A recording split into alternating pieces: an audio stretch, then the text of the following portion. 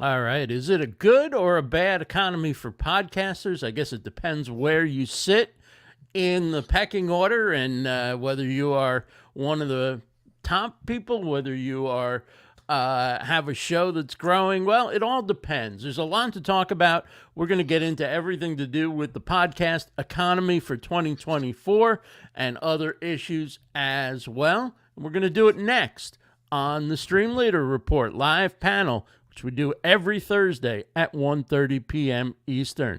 Let's do a show. It's the StreamLeader Report Live Panel. Creators talking to creators. Raw, real, and unscripted. And sometimes they say the quiet part out loud. Here are your hosts, Claudia Santiago, Rebecca Gunter, Rob Greenlee, and Ross Brand.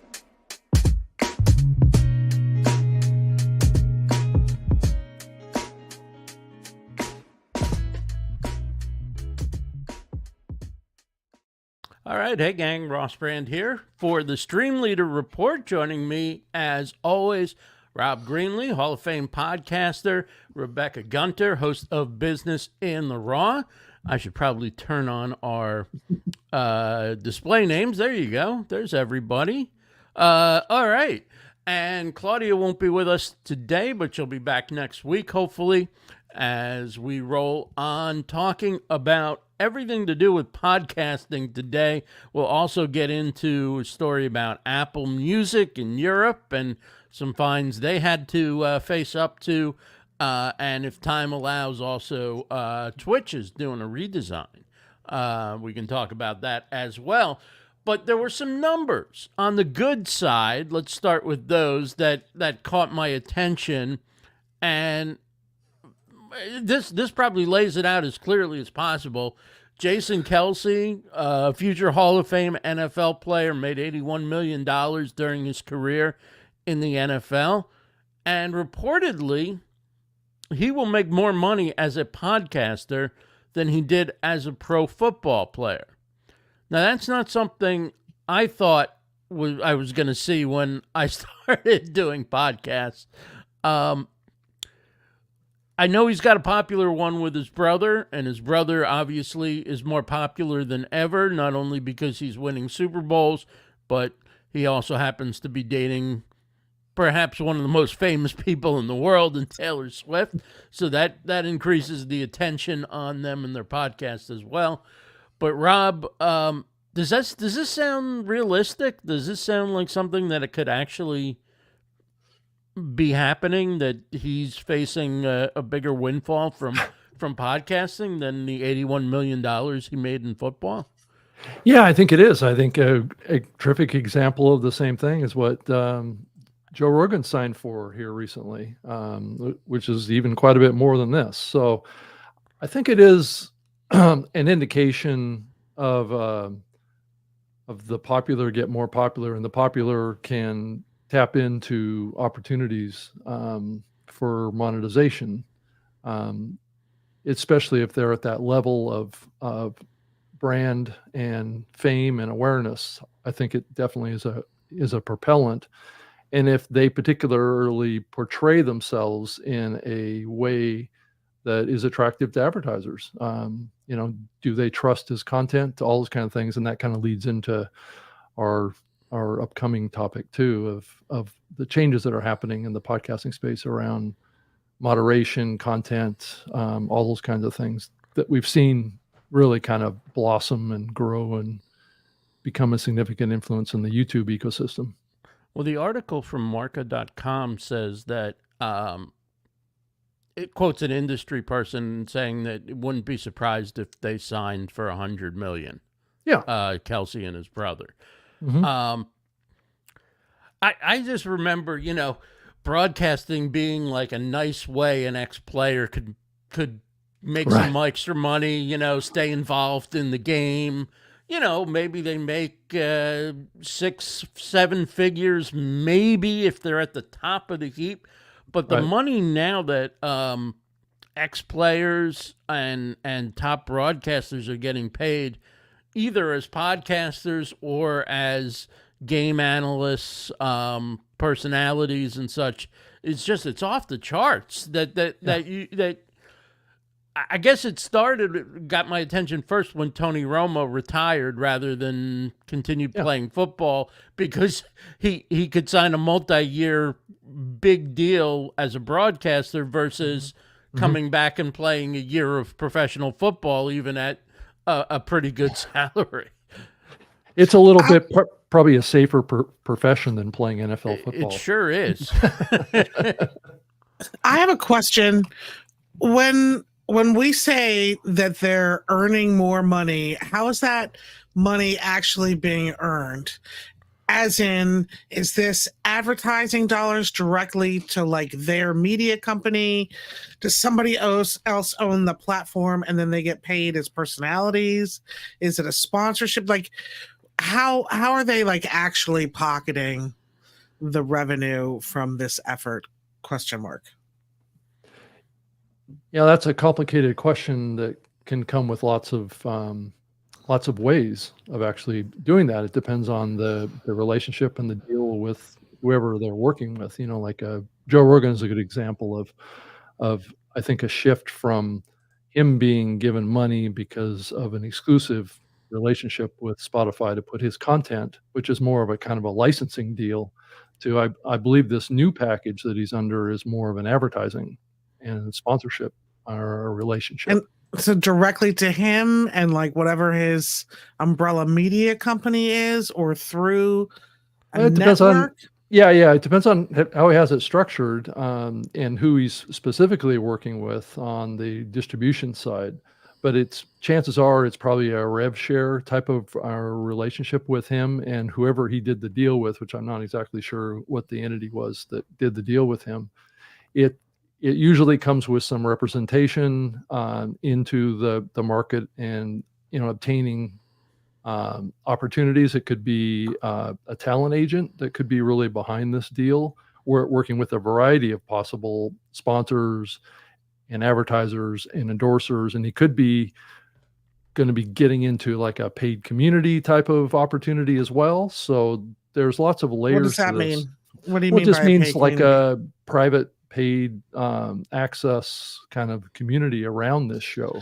Or to him specifically, like he's answering Q&As and jumping in the comments? Yeah, I mean, it could be all those things. It could be bonus content. It could be exclusive content just to that ecosystem. It's been going on for a long time, and like Patreon and Apple's been offering kind of like a paid solution. X is doing kind of a premium program. So if you start totaling up, it's the same. Really, in a lot of ways, it's the same kind of hybrid model that even Tucker Carlson is using right now, where he's putting out some free content. It's called the freemium models. Really, it's been around for a really long time. What Tucker's doing is he's created a premium subscription model off his website that enables him to capture direct relationships with his audience, and they pay him for access to extended content or bonus content or things that he's not putting publicly out there. But this could be just a straight advertising rev deal that whoever did the deal with is willing to guarantee him a certain amount of revenue on this. Now, granted, these type of deals are becoming rarer and rarer if it is a guarantee type of a deal, or it could be just an opportunity that they see for him as a dollar amount. I think it's a little bit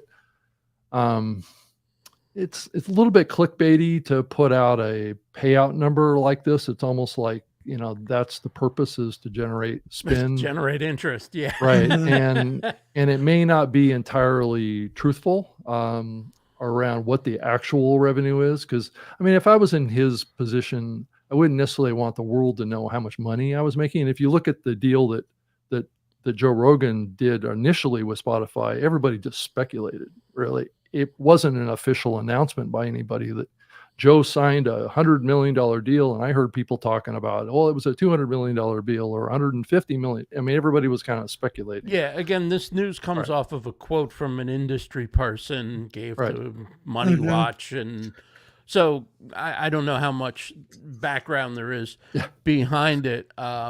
Let's say a quick hello to Roberto Blake joining us. Hey, Roberto. StreamYard creator, and of course, big-time YouTuber. Glenn Hebert. We know Glenn the Geek from the Horse Radio Network, one of the all-time great podcasters with boy, he's got a library of content that very few people, I think, could match, if any. Yeah, and he did a deal with a magazine. And Chris Stone from Cast Ahead. Chris says these podcast money headlines make a lot of people think they can start a podcast and be instant millionaires too. For most, it's a long game, and that requires commitment. That's exactly right. And in the case of whether it's the Kelseys becoming famous through football first, and then also building up a podcast to get to this point of a following, or Joe Rogan doing his podcast for years before the big signing, and others, Pat McAfee, ex-football punter. Punters don't make a ton of money, but he built up his own thing between YouTube and the podcast, and then he got a huge payday from ESPN because they needed some presence in the digital world. These are the exceptions. The other thing, Rob, I wanted to ask you about is I'm also seeing production companies and businesses that had podcast divisions laying off a lot of staff and people. So it seems like while there's money going to the top performers, there's also some contraction going on in the industry. Yeah, it's been happening even in the public radio side. I think we just saw the announcement of Colorado Public Radio basically letting go of 15 employees and basically shutting down their podcast division. And I think it's really a sign of kind of like a reshuffling of the deck, and people kind of had a certain amount of over exuberance in the investment side of podcasting over the last 3 to 4 years.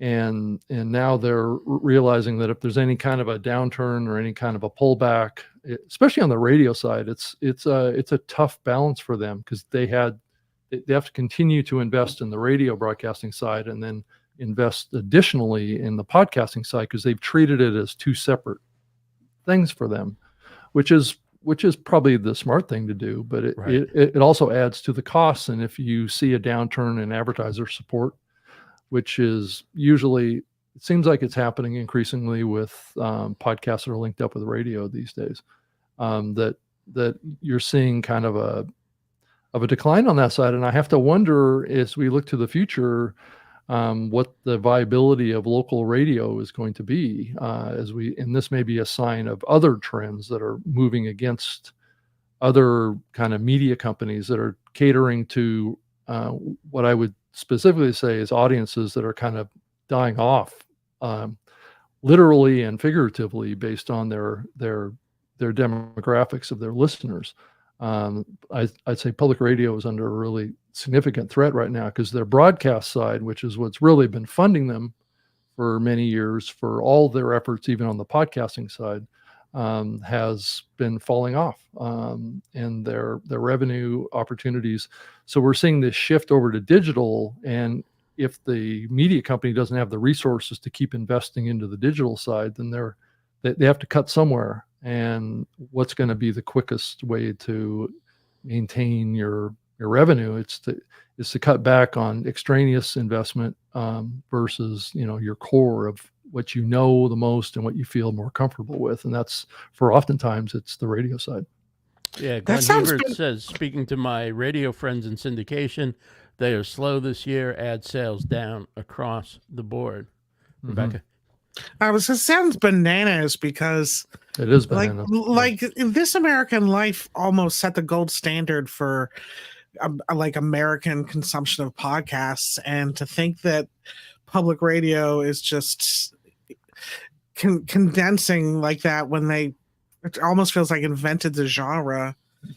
Well, it's hard to wrap your head around. Yeah, and then this week there was an announcement that Serial was going to come back with their season 4 10 years later. I mean, if you think about the Serial podcast, which actually really put storytelling podcasts on the map back in 2014 is when that came out. That was the last time that they had a season 3.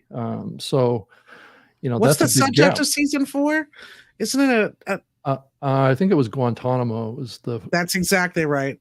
which it is Guantanamo. which I don't quite understand entirely, because that's really been off the radar for most media companies and most people out there. I think they assumed that Obama shut Guantanamo down, but I guess it hasn't. So yeah. Interesting. So here's another figure that puts positive spin back on podcasting. Kind of goes along with what Rob says about radio, in this case, national or international radio, and that's this piece of news from Pod News, in which it says, how much does BBC pay for a 14-minute podcast? More than $6,000 per episode, according to Bill Rogers. A radio feature would give you less than $900. So a 14-minute podcast pays more than 6 times what doing a feature for their radio, for BBC Radio, would pay. That says something about where the audience is.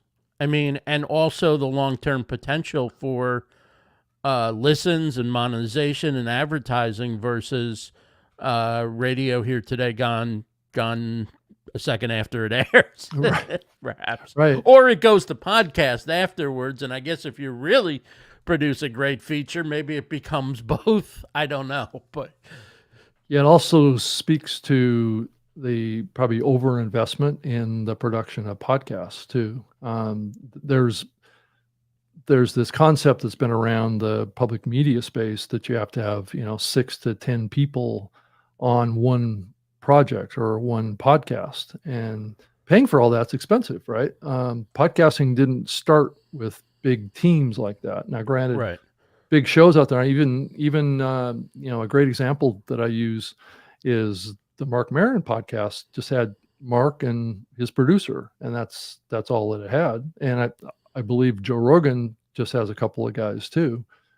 So it's not really necessary, I don't think, to have 6 or 8 people working on one podcast, and having your cost per episode be astronomical on that.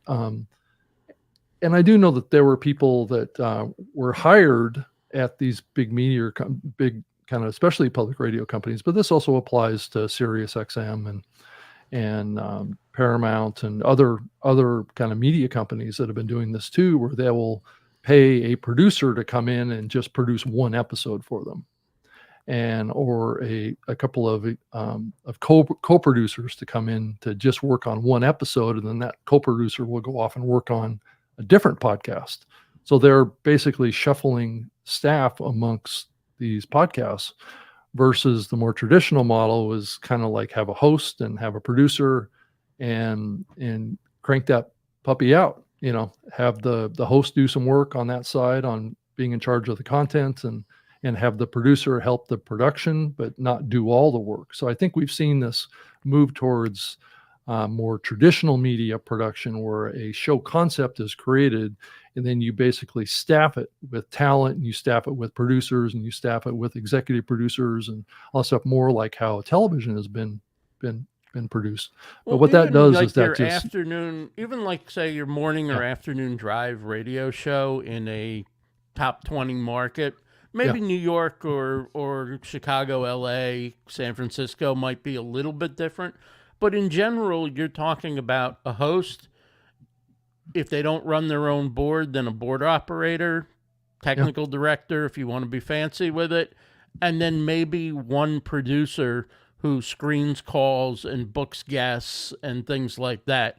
So you're talking, even for big markets, you're talking very small teams that work on live radio shows.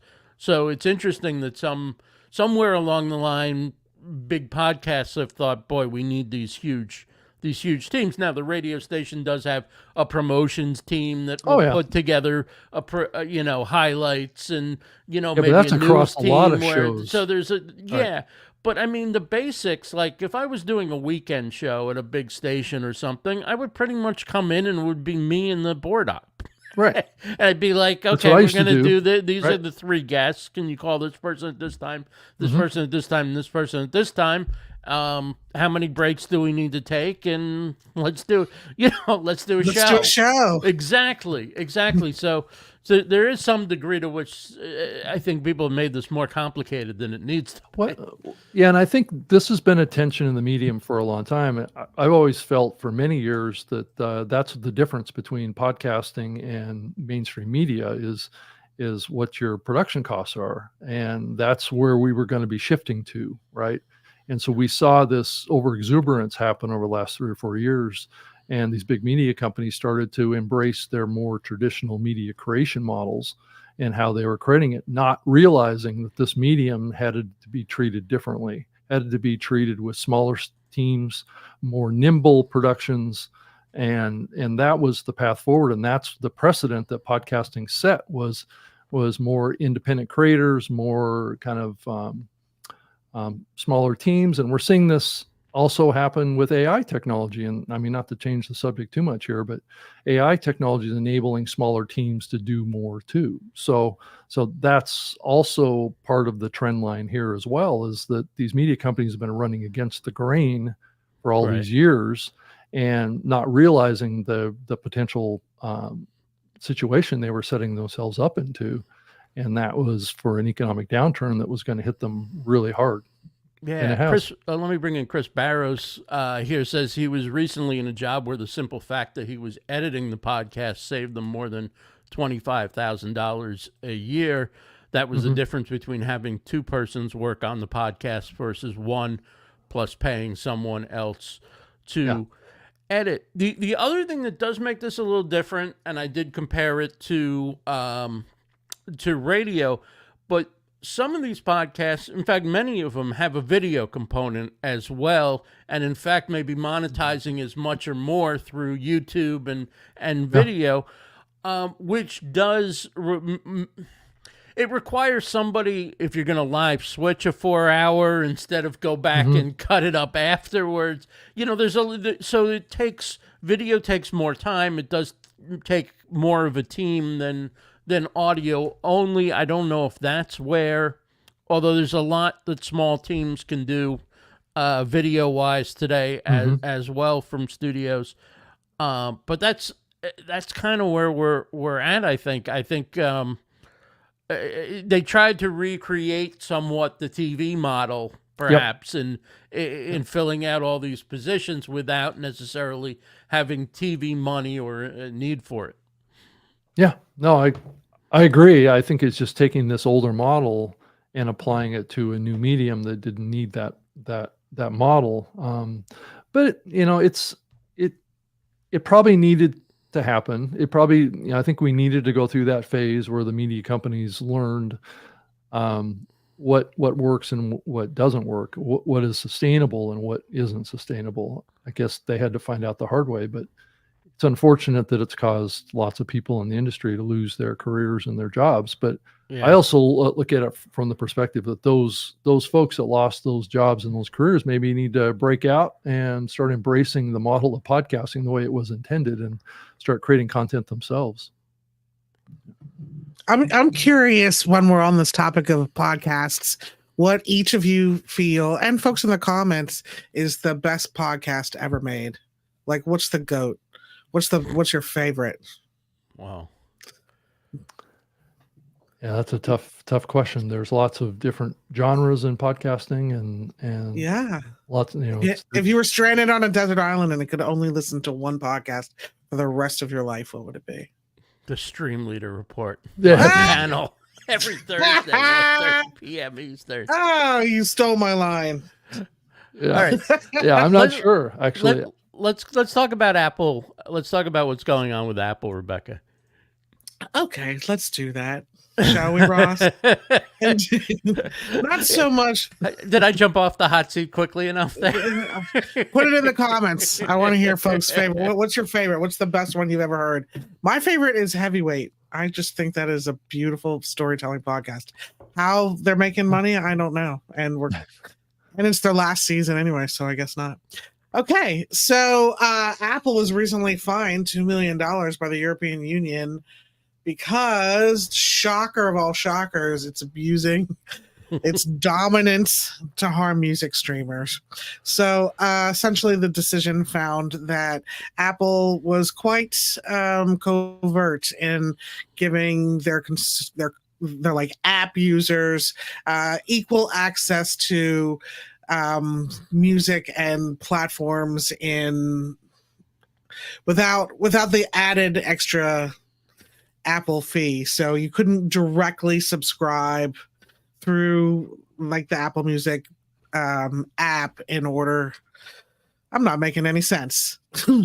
Let's just say there's a VIG on top of through the Apple Music app itself, and consumers weren't able to access cheaper options, or that information was more covertly hidden in the fine print, and therefore was found to be kind of bullies in the playground or a little bit greedy here by not allowing their consumers to go find some cheaper options. So this is a nice article by Forbes, but essentially their behavior was deemed illegal under EU antitrust rules.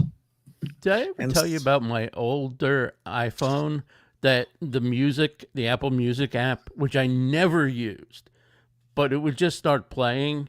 It was loaded with some U2 album, and it just would start playing, and it would infuriate me because it would do it like in the middle of phone calls. It would take over my audio, or like online calls, like Zooms and stuff. It would just start playing, and I couldn't figure out a way. There's no way to delete it off your phone. Yeah, wasn't that U2 album like preloaded on a bunch of you're not the only, I've heard this before, where you could not remove it. Yeah, and I mean, it wasn't very good, I don't think, but that's not really the point of it. Well, it didn't do U2 any favors. In fact, it was kind of a brand breaker for them. They've taken a lot of heat or ribbing for it, I guess. Yeah, they thought they were getting, hey, we're going to get our music, fed to everybody, but nobody likes even their favorite music fed to them while they're in the middle of a phone call. Or not to have any options, which is, I think, what this is all about, is that there were options out there where they didn't have to pay premium pricing, but Apple conveniently left that information unavailable, or the access closed. I remember getting new headphones. I remember trying everything to see how I could stop this thing from turning on. And what did you eventually do? You had to replace the device? I got a new phone. Yeah. But what did you replace it with? Another iPhone, of course. Yep. You got me locked. I'm locked into the system. Where am I going to go? The velvet coffin. Exactly. You can always go to Android, right? But then your devices don't play nice together. That's the thing, right? Like the None Apple of these companies play well together. Try to send a calendar invite to someone on Microsoft's Outlook platform from Google, or they don't work together. So yeah, it's like just assume that everybody has Gmail. Well, that doesn't work with everybody either. That's right. the problem. Right. So here's another interesting story I wanted to mention. From Inside Radio, it says audio's trust scores jump in new survey. Radio is top, and podcasting has biggest gains in an era where surveys about consumer trust in media have delivered a steady drumbeat of dour headlines. This is good news for audio, and in fact for all media. The U.S. media's credibility is no longer in free fall, says the decision intelligence company Morning Consult. It has released new research showing that audio is especially well positioned for trust as a news source. Not only is radio the most trusted media, but podcasts had the biggest increase in trust during the past 4 years. Yeah. Exactly. We said what we said. Yes. Well, I think agree more. It's very complicated. It's easy to just look at that information and take a certain conclusion from it. But I would say, given the kind of partisan world that we live in right now, trust is very much a very subjective thing now, unfortunately. You're saying like 50% of the people in the U.S. trust one audio Right. source and 50% trust a different audio source. Yeah, exactly. So, which is still probably more trust than some elements of the media we're getting at any time. Or in the past few years. deserves. Or Yeah. deserves. Or deserves, exactly. it's just so complicated based on interest, and it continues to say radio tops the trust paradigm, but who is listening to radio is the question. If you look at I think it was the same study that actually showed that if you look at Gen Z, and this is a good example of what I'm saying, doesn't even know who CNN, MSNBC are, hasn't even heard of them. People who are listening to radio? No, just in this research. Oh, Gen Z. Okay. That particular generation, they don't even, a large percentage of them aren't even familiar with who MSNBC is or CNN or CBS News or any of these, because they don't ever see it. So it's not part of their experience online, and that they haven't been gravitated toward it because they've been watching TikTok or they've been watching YouTube. Yeah, can't imagine why those platforms are trying to be canceled. Yeah. So as you look at this trust thing, it does split up by demographic groups, right? And it depends on who you align with, either politically or whatever. You're watching a certain channel, and you probably trust that channel if you have an affinity with it. But if you ask the other people that aren't watching that channel, do you trust that channel? That's where I think you see the fall off. Right. So Gen Z isn't even watching the big news channels, let alone listening to local news radio or national news radio or what have you. Right. It's not even on their, on a vast majority basis, it's not even on their radar. And is that because of trust, or is that just because of their experience online of not using those platforms or those sources for information? Well, Rebecca, you know who's still listening to radio, right? Yeah. You are? No, people who don't know how to get the StreamLeader Report Live Panel Thursdays at 1:30 p.m. Well, I think the average age of a public radio listener is in their upper 60s. That's what I'm saying. So people who look. I mean, even when I was in my 20s, which is like many moons ago, I used to be on a sports station, but then sometimes I'd do the sports on the news talk station. And it would always be my friends' parents or grandparents who would hear me. It would never be anybody, in their 20s who would. And this is not recent. So, Ross, so they were like in the kitchen, you're over there like for some family barbecue, whatever, and they're like, "Yeah, I heard you." Familiar, or they knew that you were on the radio. They'd hear my name. So they'd be like, "Oh, well, Ross is my grandson's friend," or whatever,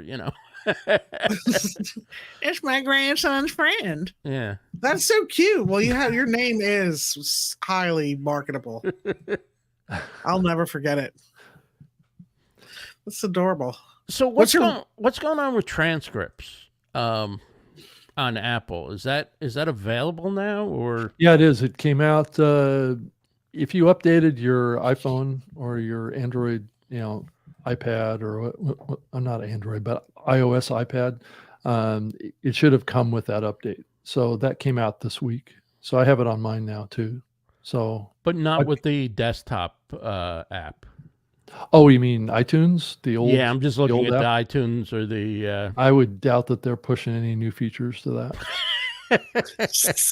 I'm actually shocked that app even still exists, Ross. The one that I bring up in my computer on your Mac. I hadn't used it for years, but when you're listening to the radio, when that's not working. Yeah, it's always been one of those sore spots when I talk to Apple in the past. Not so much because I just kind of dropped it because it's kind of beyond the pale now. But but they would give everybody in the podcast space hard time because they use the word iTunes, right? It was like, no, it's Apple Podcasts now, but But you guys have this app on Mac that says iTunes still that supports podcasting. So what's going on here? Why don't you guys upgrade that app and drop the name iTunes if you want everybody to stop using it? So, And this should be for all episodes or only for new episodes, do you think? I'm just looking at... Oh, I'm not sure of the distinction of that, but I would imagine it's going through and doing as many of as it can. Yeah. wow. I mean, they've been working on this. I mean, I heard them announce that they were going to support transcripts like 3 or 4 years ago. So they've been working on this for a long time. So I'm looking at my phone at an episode, and okay, this is a very old episode. I'm gonna hit the three dot thing. It says download episode, go to show, add to queue, save episode, mark as played, share episode, copy link, report a concern. I am concerned. I'm very concerned. I know. And YouTube has been doing this for what, a year or more. So I'm not surprised that they added this. Plus, they do have the option in the back end for the podcaster to upload their own transcript with the episodes. Right. A lot of hosts have that option. Some even like StreamYard. When this show's done, will give us a transcript, and it's pretty darn good.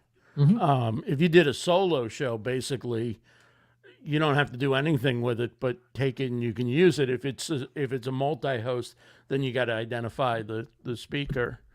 Yeah, and I did hear from StreamYard that transcript will eventually be able to assign speakers to various parts of the transcript. Like, holy moly, that would be so helpful.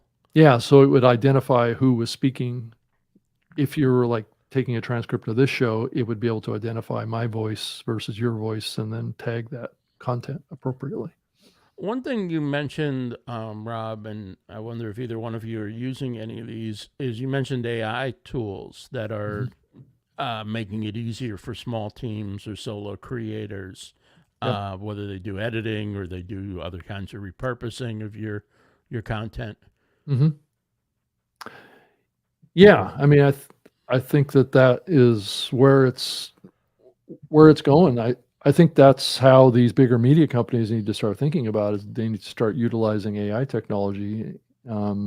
It's not good news for people that want to have podcasting jobs out there, but maybe they need to pick up some skills on how to use AI tools to help make podcasts much more efficient in how they're produced and exported and used in these social platforms. Yes. I know that Tony reports in that his workload, his whole entire lift has reduced at least 30 to 40% by implementing AI tools. Yeah. Where he used to always be kind of grinding out. He's been able to hit a kind of a sweet spot in the workflow by utilizing those. They look good. They look good for a one woman brand. Like, oh, that'll be nice someday when I can export this to my social feed. And I got a little ways to go. I'm just before I'm at that level where I'm doing much more than just hitting live once a week and being here with you guys. I just don't know how far this is going to go. I mean, it could get to a point where the AI pretty much does everything. For your show, all you do is create the content and hit publish, and it generates all the metadata. And that's my dream. Right. I know, right?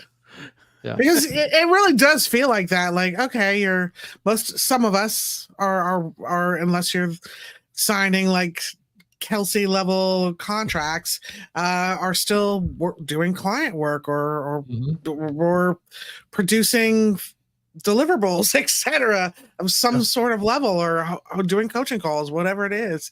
It feels like you're just kind of doing this lift of the marketing aspect of it just constantly. And sometimes it really can be like, what's it all for? Like, my God, it's like halftime. It's like halftime work, just like churning out all the show notes and the scheduling and the DDD. And I'm not anywhere near your level where that's a real serious business. It's a lot of work. It really is. And even though we talk about like ChatGPT and these tools save you time, they do and they don't, right? Because they're still not that great yet. Some people may just take it out of the box and post it, but like even if I use those tools, I'm doing a serious rewrite. It's just to give me an idea of like, okay, I see a structure here. But like, no, I'm not just taking what comes out of the box. And so it's still a lot of time and putting in links and putting in different you still have to edit lists and things. I don't know. Or prompt it well. Or prompt it well. I've seen some where I'm like, dang, I can't even compete with that. Right. Like if we take the transcript from a show and we take like a positioning statement and we put them all in together and we say, now be 10% more snarky, like it pretty much hits a brand voice very easily. And then I've seen others where it's like, whoa, record scratch. I thought you were, because it just kind of, it reads cartoonishly almost, where it's a little cringy. Like, yeah. So I think it really depends on the prompting as well as how you use it afterwards. Another thing I think is really powerful for is just constantly changing perspective. Like now write this from the voice of a Disney princess. Now write this from the voice of like, a Shakespearean actor or whatever. It'll just keep iterating. Now write this from Howard Cosell. Ross, do it. Rebecca, I think I don't just perform on demand. I think Rebecca has a ghost on her screen. Have you seen this? This thing that's kind of wavering up across your camera? Oh yeah, I wonder what's reflecting. I think it's a ghost. That's hilarious. Coming down and saying, "Oh my God, Rebecca, your presentation today is flawless." It's a spider web. That's what it is. Okay, it's trying to get me then. Not flawless. What is it? I don't know. It's interesting. It's like it's moving in the wind. It sure is. It's like a reflection, probably from a light. Reflections from the way we used to be. I can't even figure out. It's a direct energy weapon. Yeah, that's hilarious. It's like no more about the industry of podcasting. Beauty Bubble needs content. Okay. Tony's lasering in. Hey, do not mention the tools that I use. This is proprietary stuff. Exactly. You took it far I mean, somebody I know named Onite. Yeah. Oh. I don't even know what it is, Rob Greenlee. Oh, It does look like this searchlight. Yeah. I think it's definitely a direct energy weapon. Maybe it's reflecting off of 1, 2, 3, 4, 5, 6, 7, 8, 9 copies of 100 predictions. Maybe that's where that's coming from. Wow. The heavens have opened up. Let me share something with you guys. I haven't showed anyone this. Oh my God! Yes, this show's getting interesting now. When you get something new, you have to do an unboxing video. So I have a lot of stuff sitting around here, and eventually I'll need to use something, and then I'll just go, I can't. I don't have time for the unboxing video. But until then, it's just, so anyway. I've held on to this for 2 weeks. I'm not going to do an unboxing video. The hardcover version of 100 predictions. Wow. What? I'm so mad about the softcover. That's awesome. Wow, that's great. Rob, you know what I think it is? It's a hair on my camera lens. That's what it was. That's kind of what it looked like. It was either a spider web or a hair. That is awesome. You got it. Oh my God. Let's see. I want put it up to the mic and open it for the first time so it goes. Yeah. Yeah, it has that stitch back crack to it. Right. Stack them and rack them, Rob Greenlee. So, of course, for those who may not know, Rob Greenlee, Rebecca Gunter, and Claudia Santiago, my co-hosts here on the StreamLeader Report Live Panel, also wrote the foreword to the book. And we had 113 contributors this year. So Thank you, everybody. 113. It's not 100, huh? No, we go over 100. Hey, yeah. Always got to over deliver. Should be 100 plus. Now. Yeah. 100 plus POV, one place. I love that project. That was one of my favorite things I worked on all last year. Oh, it was awesome. Yeah. It was really good. It was awesome. It's what a wonderful community to be in. And I appreciate you reading it too, because we didn't do an audio book. But if you go to the Brand on Broadcasting podcast or the Recordings podcast, either one, part of the Livestream Universe network in Apple Podcasts, or on your favorite app, you can hear Rebecca actually read the entire forward. So you get a free audio book section of the book. How fun is that? Yeah. I think there's That's video really cool. as well for people who There are is. on the video side. You can get that in Apple Ross Brand on video. A live reading. Is that not word. enough shows to put it in, or should I find a couple other feeds and put it in as well?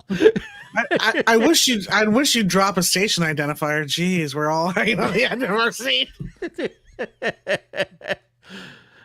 I don't know about you guys, but earlier this week I was a little concerned that we weren't going to be able to communicate with each other to prepare for this show today because of Zuck of Facebook being down. Yeah.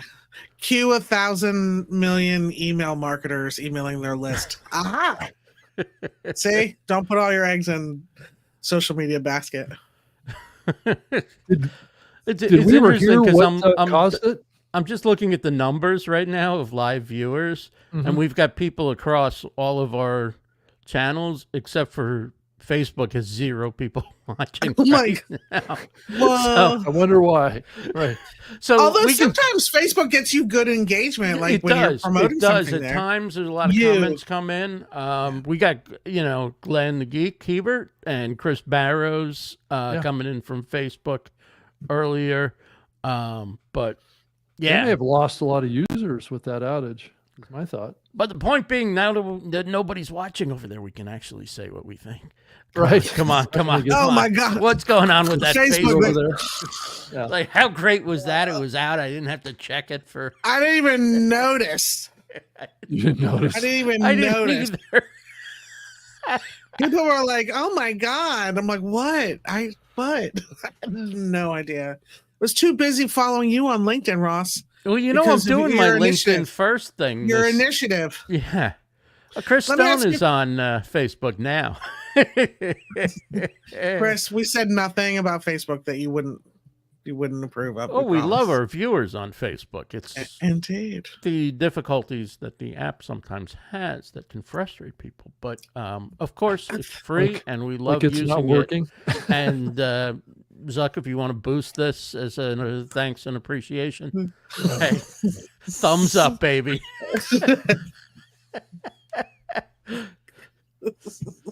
It's shake and bake, and we helped. Right. So you're following LinkedIn. I'm following you on LinkedIn. Almost everybody I know is like, LinkedIn is a place. I've gotten so many clients there. That's really hot to try. I've never had that. Any outreach I've ever gotten from LinkedIn has been like, what would you do with 25 to 125 more qualified leads from our team of blah, blah, blahs?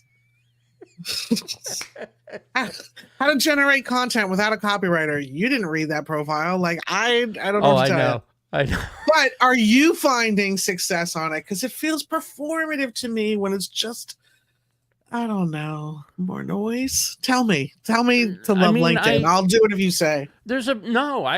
I'm testing it out. I will, at the end of the year, I will give you some feedback on what. Right now, I'm playing around, and I'm not more than playing around, but I'm enjoying like a new community, a new platform, treating it more like, okay, this is where I go to be social, rather than this is where I go when I want to cover all my bases and make sure we've promoted the show on every platform. That's what I mean about performative. Exactly. But is it going to, what are the end results going to be? I don't know. I don't know. And I have to, I'm obviously my focus will get sharper as I spend more time on it and stuff, but more time is needed before I give you like, yes, devote your life to this platform, or no, don't do it. I don't know yet. I don't know yet. Okay, but I'm enjoying the process, which is something, because I can't always say that about all social platforms. What is your favorite part about it? What's the thing that's different for I you? like doing the newsletter. I really do. I mean, I like doing the newsletter. Probably because unlike Facebook, where I'm in 70,000 groups and hardly ever check in, I'm in like one group or that I'm actually active in at all. So I don't know. I'm just, it's a new experience, but I enjoy the conversations. I like the fact that there's no real politics for the most part on there. Like, that's true. It's not that I'm against people talking politics. I don't want it when I'm there to do social media and business and things like that. Yeah. So that's a nice thing. It's just a different feel. I think it's an interesting community, and it's interesting to see the social media people who've come over from other platforms. Like maybe they weren't previously 5 years ago doing much on LinkedIn, and now they're doing a lot more. And I think it's a good place to have those conversations. There's certainly not the volume of content, so it's a lot more manageable to go through your notifications and things. Right. I don't think I mean, and the comments I'm embarrassed to say this publicly, but like, I don't think I've gone to my Facebook notifications and scrolled through that. Like, I just go back like, oh yeah, remember that post? Let me see if anybody commented on it, or, oh, I left a comment on Rebecca's thing. Let me see if anybody else added a but for the most part, I can't sit. It's too much. It's too much. I mean, it's like hundreds and hundreds of comments and things a day. I don't have time for that. But I LinkedIn don't know how is people like is manageable. Like I can literally go down my notifications, or at least quickly hit the posts that I want to look at. And so it's different. It's a different volume of content than Facebook or Instagram. I'll give it to you on that. And also the comments aren't caustic. No. Like, I mean, my God. What's a nice day out? I don't have eyes. Like, it's just like... Maybe where you live, it's nice. Yeah, exactly. Like, there's just like literally nothing you can say. My dog's sick, so it's not a happy day outside. I don't get to have a dog. I'm allergic. So freedom from that, for sure. Yeah, and I think normally, before I did this Facebook first thing, if I was going to open up an app, it would be, and just scroll a little bit, it would likely be Instagram, and I'd look at photos or videos. Like, I don't really do the stories that much, but I'd just scroll through my feed, whatever. I realize it's really not doing anything for me, whereas if I scroll in LinkedIn, I'm usually getting into a conversation about something substantive that, is more related to business and so forth. And so I think, again, it's a better use of my time. When you get a client from your LinkedIn activity, I'll take you to lunch. Okay. Yeah, I get contacted by people all over the world trying to pitch SaaS models and all sorts of opportunities to join communities, and it's really a pitch platform, really. You really want to say what that is super interesting, Rob Greenlee. What a framing. Well, I mean, you changed my attitude just with that. It doesn't now, are you getting necessarily make it bad. It's just that's kind of the activity that goes on there. No, it makes a lot of sense. Platform. It's a business. Are you getting pitched, Rob, products like they want to work with you on because of your prominence in podcasting, or are you getting pitched just because somebody's going, hey, I got a new thing that lets you 10x your clients or something?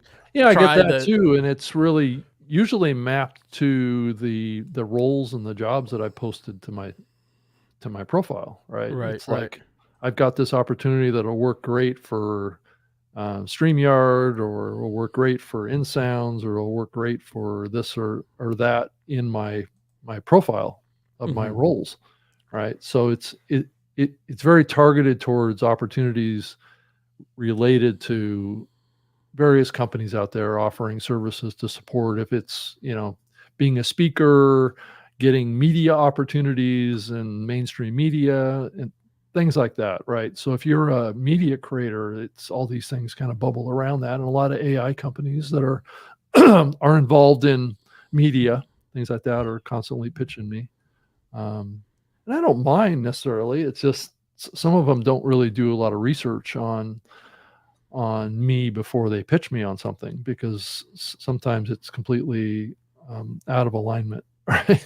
They'll somehow get this impression like I'm like the CEO of StreamYard or something like that. You're not? Like, you're What? not really looking at my profile very deeply, are you? You're just seeing that I'm working with StreamYard and thinking that, you can pitch me investment or HR services or all this kind of stuff. So I'm constantly getting pitched for opportunities that they're targeting towards StreamYard. Right. Yeah. It's I a get full-time job being popular. I get pitched Well, like, I don't know if it's popular. I just think that the algorithm that LinkedIn has isn't as refined as it needs to be.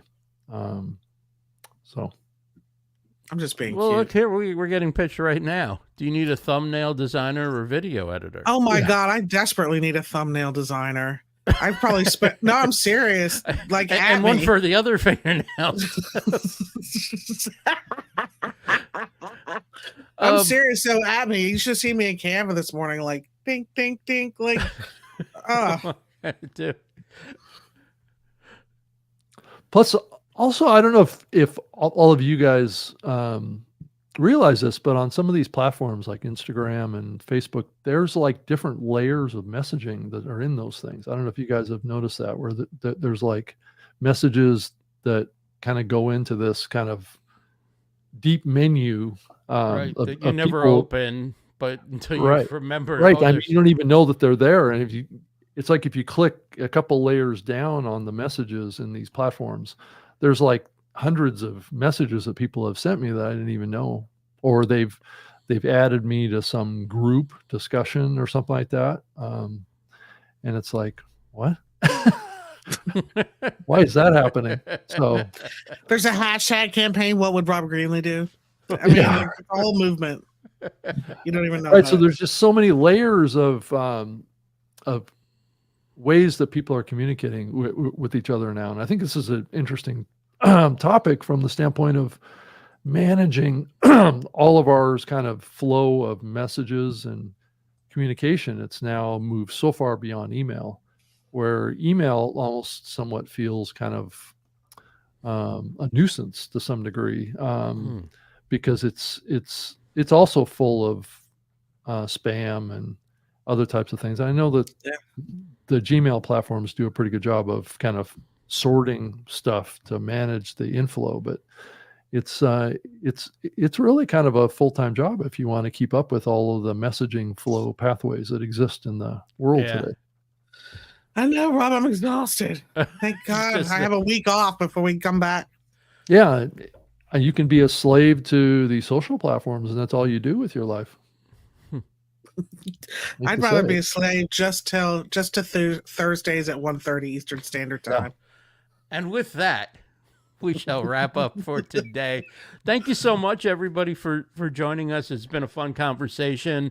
And we are typically here on Thursdays, 1:30 p.m. Eastern, for the StreamLeader Report Live Panel.